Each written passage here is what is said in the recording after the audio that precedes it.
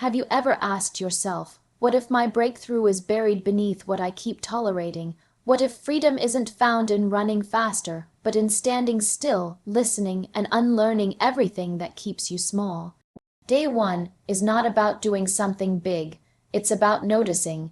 It's about waking up and realizing you've been living on autopilot, walking through life following rules you never agreed to, carrying pain you never questioned, and shrinking yourself to fit into a space you were never meant to occupy. Awareness begins the shift, not action, not motivation, not even confidence. Those come later, but today, you need to see it first. You need to look directly at what you've avoided for far too long. This is where transformation starts. It's not in the moment you conquer your fears, but in the moment you admit you have them, and for the first time, you don't judge yourself for it. You just witness it. You observe your thoughts, your habits, your reactions. Why do certain things make you anxious? Why do you say yes when you want to scream no? Why do you keep giving chances to people who have already shown you who they are? It's not weakness that kept you there. It's programming. It's years of subtle messages telling you to stay quiet, to be likable, to not make a scene. And now, without even realizing it, you apologize for your presence. You shrink when you should speak. You nod in agreement when your soul is screaming for truth. And today, you catch yourself in that moment. You hear the thought that says, you can't do this, and instead of believing it, you question it. That is awareness. Most people go through their lives never noticing what's actually shaping them. They blame circumstances, other people, bad timing, but the most powerful shift happens when you realize that what's shaping you most is you, your thoughts, your stories, your assumptions. And no, this isn't about blaming yourself, it's about reclaiming your power. You can't change what you can't see, so day one is about looking. It's about sitting in front of your life and asking the hard questions. Is this who I want to be? Is this how I want to live? Am I proud of what I tolerate? Sometimes awareness hurts because it forces you to stop pretending. It exposes the gaps between what you say and what you do, between who you are and who you want to be. It doesn't let you hide anymore, and that's terrifying, but it's also liberating because now you're not asleep. Now you're not just reacting, you're noticing. You're stepping outside of the fog and realizing that maybe you've been holding the keys to your own cage. Awareness isn't glamorous. It doesn't look like fire or fury. It looks like quiet honesty. It looks like writing something down that you've never said out loud. It looks like pausing before you answer, just to ask yourself, is this true? It looks like recognizing that the anger you feel isn't about them. It's about the boundary you never set. The pain you carry isn't just from what they did, it's from what you didn't say. And the fear that lingers, it's not about failure, it's about being seen fully without the mask. That's the hardest part, isn't it, being seen? Not for the version you polish and present to the world, but for who you really are underneath it all. Raw, unfiltered, flawed, human, but here's the secret. The moment you allow yourself to be seen, you stop running, you stop performing, you stop needing to impress or please or prove, because now you're connected. You're aligned, and once you start living from that place, the world begins to respond differently. But today, don't focus on the outcome. Don't rush to fix everything. Today is not about doing, it's about observing. Watch how you talk to yourself. Watch what drains you. Watch what excites you. Watch the people you chase and the patterns you repeat. And don't change anything yet, just see it, because awareness isn't passive. It's the most courageous act you can take. It says, I'm willing to face the truth, even if I don't know what to do with it yet. And that's where the shift begins. Discomfort is not your enemy. It's not a sign you're doing something wrong. It's the signal that you're finally doing something real. By day 7, the excitement of beginning has worn off, and now you're face to face with the part that most people quit at the discomfort. This is the stretch. The pull, the internal war between who you've been and who you're becoming. It doesn't feel good, and that's the point. You're being asked to shed layers of yourself that were built for survival, not for freedom. That kind of undoing is going to hurt, but discomfort isn't punishment, it's preparation. Everything you've ever wanted sits on the other side of what you've avoided. And what you've avoided is usually the hard conversation, the deep truth, the long look in the mirror. No one tells you that growth feels like grief, because you're not just changing your habits. You're saying goodbye to identities, expectations, and even people. Discomfort is the process of separation, and it rarely feels clean. It's messy, it's heavy, it confuses you. Some days you'll feel proud of your progress. Other days you'll question if you're strong enough to keep going. But those days, they matter the most. We grow in the resistance, not in the ease. You don't build strength by avoiding pressure. You build it by meeting the tension and choosing not to retreat. So when it feels hard, don't run, don't numb it, don't explain it away. Let it move through you. Let it teach you, because discomfort, when welcomed, becomes the doorway to clarity. It clears out the noise. It makes you honest. It forces you to be still and confront the parts of you that are aching to evolve. Most people want breakthrough without the breakdown. They want peace without the process. But day 7 is a reminder that the process is the point. That voice inside that says, "This is too much," it's not telling the truth. It's echoing your old programming. It's trying to keep you safe by keeping you small. But you don't need safe. You need honest. You need aligned. You need to stop choosing comfort at the cost of your potential. There is a version of you who is unbothered, grounded, unshakable. But to meet them, you have to pass through the discomfort of letting go. Letting go of what? Of pretending, of pleasing, of staying silent. Of staying in rooms where your spirit has to shrink. And when you begin to do that, people might not like it. They'll say you've changed, and you have. You're no longer afraid of making others uncomfortable just to avoid being uncomfortable yourself. The truth is, we've been taught to fear discomfort, to associate it with danger or failure. But what if discomfort is the greatest sign of aliveness? What if it's your soul trying to stretch beyond its current limits? What if the anxiety you feel isn't a warning, but a whisper? You're on the edge of becoming. It's easy to be patient when things are peaceful. But what about now, when everything feels uncertain? That's where the work is. That's where your power is built. You don't get to control the pressure, but you do get to choose your posture. Will you collapse into the weight of it, or will you rise with it, breathe through it, and become someone who's not afraid to be uncomfortable in pursuit of growth? Today, instead of running from the resistance, recognize it, thank it, let it guide you. Because every time you lean into discomfort with intention, you are proving to yourself that the old story no longer defines you. You are no longer someone who quits when it hurts. You're someone who stays, who feels it, who chooses the stretch, because you know that discomfort isn't the end, it's the beginning of everything you've been waiting for. On day 10, something shifts. It's not loud. It doesn't arrive with drama or announcement. It settles in like calm after chaos, like stillness after a storm. You begin to notice that you're not explaining as much anymore. You're not justifying your decisions or shrinking your truth to fit someone else's comfort. You're not reacting to every opinion, every jab, every low frequency energy that used to pull you into battles that left you empty. This isn't weakness, it's strength, and it's born from silence. Silence is not the absence of words.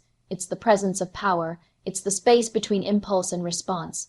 It's where clarity is born, where emotions settle, where truth becomes undeniable. At first, you thought you needed to speak up louder to be heard, to argue more to be understood. But today, you realize the loudest energy in the room isn't always the most powerful. The most powerful one is the person who can sit in their peace, anchored, unbothered, and fully aware of who they are. That person doesn't need to prove anything. There's a sacred strength in choosing silence. Not because you're afraid, but because you no longer feel the need to waste your breath on things beneath your spirit. You don't owe a response to every question.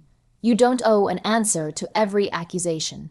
You don't have to match chaos with chaos. You can simply not engage, and in that refusal, you rise. The silence is not passive. It is not retreat. It is not surrender. It is resistance. It is restraint.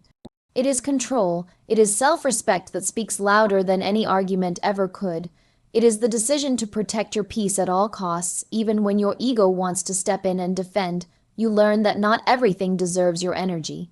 Not every battle is yours to fight. Some things only exist to rob you of your calm, and now you're wise enough to recognize them. There will be moments where people will push you, provoke you, try to get a reaction out of you. But what they don't understand is you no longer respond from emotion. You respond from alignment, and sometimes alignment looks like silence, like walking away, like letting people sit with their own noise while you sit with your truth. That's a different kind of power, the kind that doesn't announce itself, the kind that just is. This kind of strength doesn't show up overnight. It's built in the quiet, in those moments when you want to explode, but instead you exhale. In the times when you want to clap back, but instead you reclaim your energy. You're learning that silence can't be misquoted, can't be twisted, can't be manipulated. Silence leaves room for peace, and peace is the highest form of success. Most people are so uncomfortable with silence because it exposes what they've been hiding. But you're different now. You're no longer afraid to be alone with your thoughts, with your truth, with your awareness. That's where you find your next level. That's where you build the kind of foundation no storm can shake. Silence teaches you patience. It teaches you presence. It teaches you to listen, not just to others, but to yourself. On day 10, you're no longer moved by noise. You're moved by intention. You don't waste time explaining your worth to those committed to misunderstanding you. You don't argue with people who have already decided who you are. You speak when it matters, and you speak with purpose. And when there's nothing to say, you don't fill the space with fluff. You let silence speak for you. The more you grow, the more you realize how rare peace is, and how worthy it is of protection. You become a guardian of your energy. You let your actions do the talking. You no longer feel the need to chase validation or seek approval. You already know who you are, and that knowing, it speaks louder than any words ever could. By day 14, something inside you is no longer willing to bend, not out of bitterness, not out of rebellion, but out of deep, unwavering self-respect. You've spent enough time over-explaining, over-giving, and over-compromising. Now, you begin to understand that the most powerful thing you can do for your peace, your purpose, and your healing is to set boundaries that honor your value. Boundaries are not walls. They are doors with locks, open to what aligns, closed to what drains. You're not shutting people out. You're protecting what you've fought to rebuild within. For years, you may have mistaken boundaries for rejection, believing that saying no made you selfish, cold, or unkind. But today, you see it differently. Saying no is sacred. It is clarity. It is an act of self-trust. Every time you say no to something misaligned, you say yes to yourself, yes to your growth, yes to your time, yes to your sanity. Boundaries are not something you owe others. They're something you owe yourself, because you cannot be everything to everyone and still be something to yourself. Power begins the moment you stop asking for permission to take care of your soul. And it's not about dramatic exits or loud declarations. It's about quiet, consistent decisions to stop showing up in spaces where your peace has to beg for permission to exist. You begin to understand that being accessible to everyone is not a virtue, it's a leak. It drains your power, your presence, your purpose. You are not a public service. You are a whole, breathing, evolving human being who gets to choose who and what gets access to you. People might not like it. They may push back. They may call you distant, difficult, or detached, but that discomfort belongs to them, not you. You are not responsible for managing other people's reactions to your boundaries. You are responsible for honoring the wisdom that told you it was time to draw the line in the first place, and that wisdom is never wrong. It is rooted in every time you felt your spirit shrink, your energy collapse, or your intuition scream while you smile to keep the peace.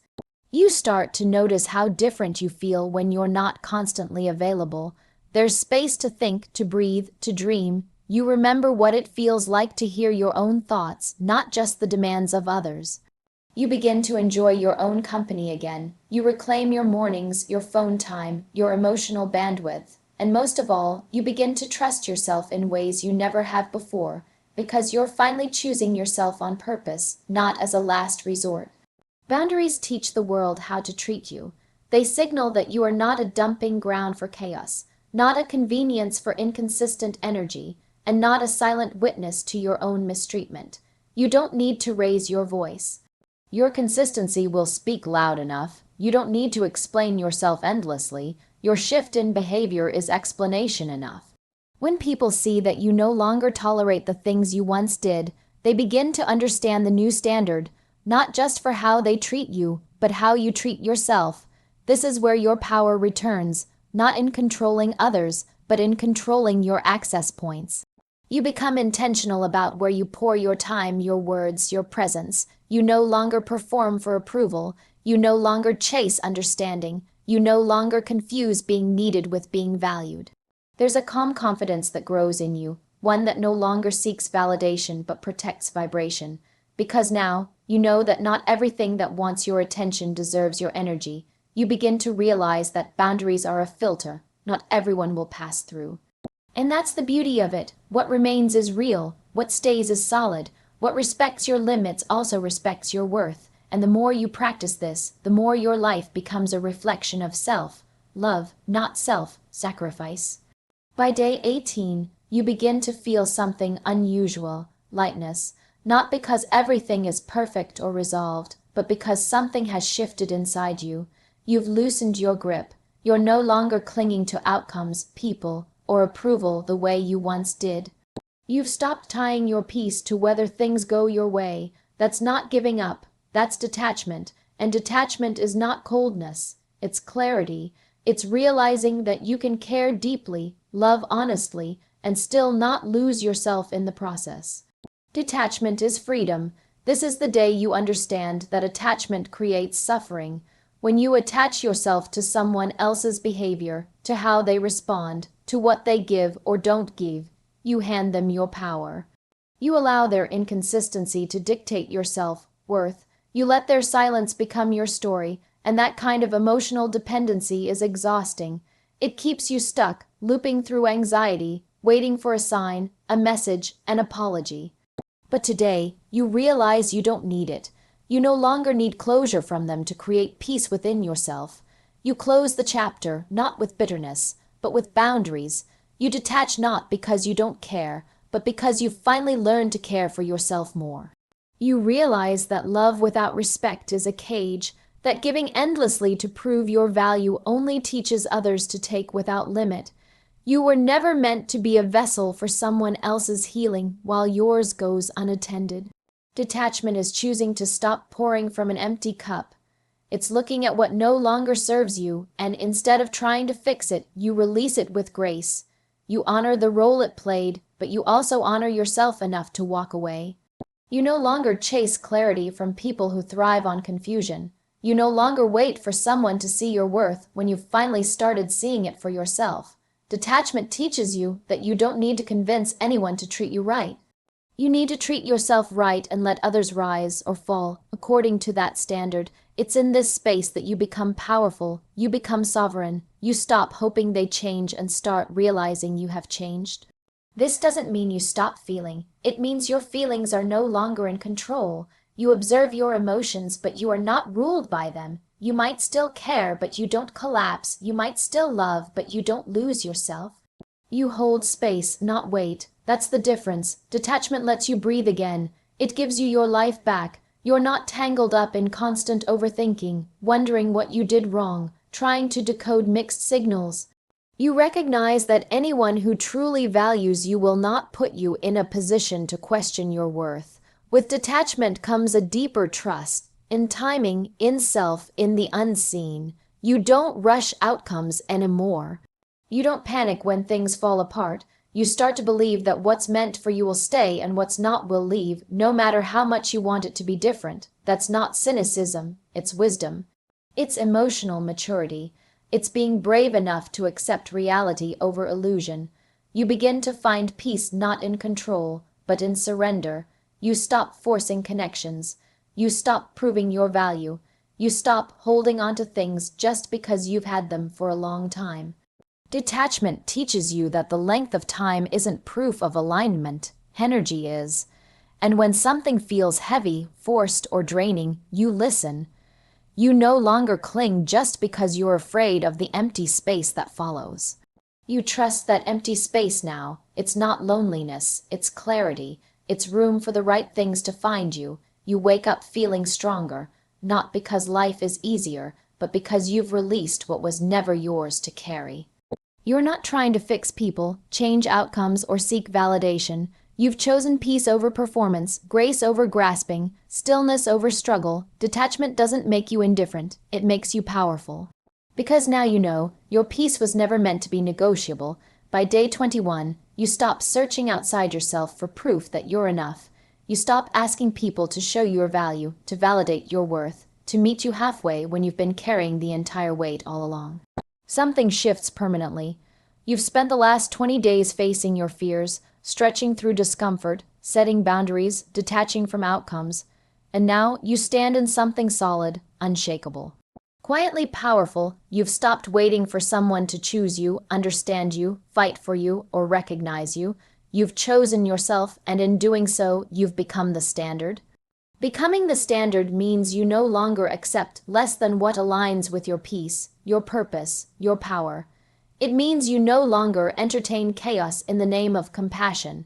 It means you stop lowering the volume of your truth just to make others feel comfortable in their avoidance.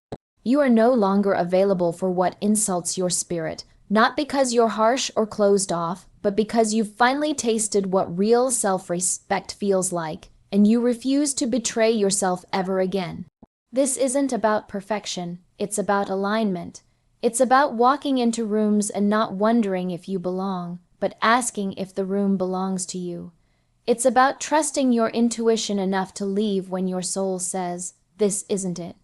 You become the person who no longer needs to prove their worth through overexertion, over-explaining, or over-giving. You are no longer in relationships, romantic, personal, or professional, where your boundaries are negotiated. You are no longer desperate to be understood because you've taken the time to understand yourself. And in that, there's freedom, a freedom that cannot be bought, borrowed, or performed. You are calm but not passive, kind but not naive, open but no longer porous. Your time, your attention, your presence, these are earned, not assumed. You've learned how to say no without guilt, how to walk away without drama, how to choose solitude without sadness. You're not avoiding connection. You're protecting your elevation. You've let go of the need to be chosen by people who don't even choose themselves. You've stopped confusing potential with reality. You no longer romanticize red flags. You no longer tolerate breadcrumbs just to avoid hunger. You feed yourself now, with truth, with peace, with purpose. You no longer beg for clarity. You are clarity. You no longer wait for direction. You are direction. You don't chase healing. You live in it. You don't seek closure. You create it. People will notice the change. Some will celebrate it. Others will be uncomfortable with it. But that's not your concern anymore. You are no longer bending to keep the peace, playing small to be digestible, or editing your voice to fit into spaces that were never designed to hold your magnitude. You are no longer triggered by rejection, because you understand that rejection is redirection. You no longer fear losing people, because losing people who were never meant for you is not a loss. It's a blessing. When you become the standard, you elevate everything. The way you move, the way you speak, the way you protect your energy, all of it becomes intentional. You teach others how to treat you by how you treat yourself. You become a mirror, and some people won't like what they see. That's okay. You're not here to make others comfortable. You're here to live in your truth. This journey wasn't about becoming someone new. It was about remembering who you were before the world taught you to forget. It was about peeling back the layers of fear, doubt, and conditioning that kept you in cycles that starved your soul. Now, you stand here, fully in your power, not needing anything outside of you to tell you that you are enough. You are not just healed, you are whole. You are not just better, you are awake, and from this place, everything changes.